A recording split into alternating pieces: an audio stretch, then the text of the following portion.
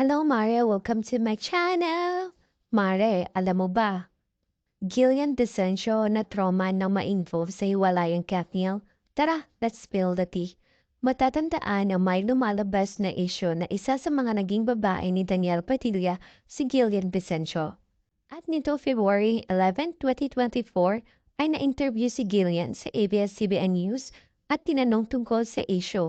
Sagot naman ni Gillian Vicencio ay hindi niya inaasahan na mabash na gano'n dahil hindi naman yung totoo.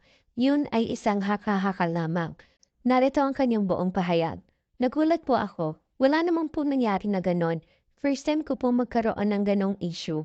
Doon ko nalaman na ganun pala kapag may issue ka sa showbiz.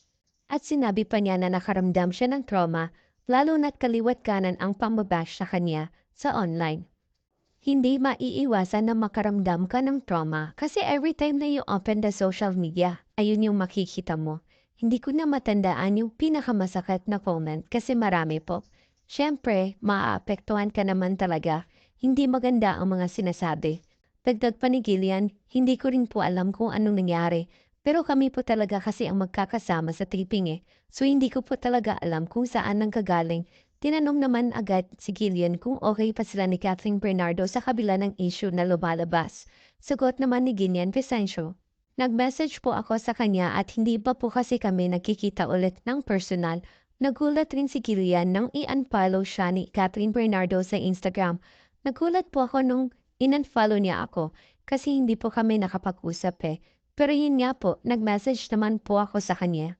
Siguro hindi po siya nag-reply dahil may pinagdaraanan siya. Okay lang naman po yun.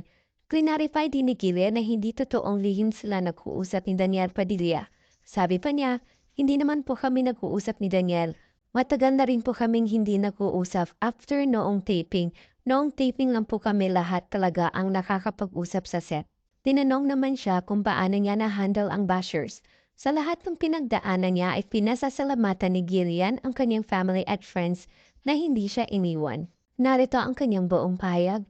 Dahil sa family and friends ko na hindi ako iniwan kaya medyo okay naman po ako ngayon. Basta ako ngayon, magpo-focus ako sa ginagawa ko ngayon, sa mga blessings na natatanggap ko, and sa family and friends ko na nandiyan for me. Mas yun na lang ako kasi yun nga, ayoko nang pakialaman yung buhay ng ibang tao kasi I have my own life na kailangan kong fokusan. Paano naman niya i-handle yung mga nang-judge sa kanya? Hindi naman po natin makokontrol yung mga tao. Parang kahit ano namang pong gagawin mo, may masasabi at masasabi sila. So hayaan na lang po. Parang kahit anumang sabihin mo, good or bad, papaniwalaan nila kung ano ang gusto nilang paniwalaan. I can't control that. I cannot control the mind of other people. At least I know myself and my truth. Tinanong naman siya kung sakalang bigyan siya ng project kasama sina Catherine Bernardo at Daniel Padilla ay tatanggapin ba niya? Nakangiti niyang sagot, project po yun eh, kailangan ko ng pera. Okay lang po, kasi wala naman po akong kasalanan sa kanila eh. Hindi ito ang unang beses na nagsalita si Gillian Vicencio sa pagkatawid niya sa hiwalayan nila Catherine Bernardo at Daniel Padilla. Noong December 1, 2023, ay itinanggi na rin ni Gillian na may relasyon sila ni Daniel Padilla. Depensa noon ni Gillian laban sa mga malisyosong intriga, huwag niyo po akong idamay dito. Hindi po totoo. Nakiusap din ito sa publiko na bigyang respeto ang dating magkasintahan sina Catherine at Daniel Padilla.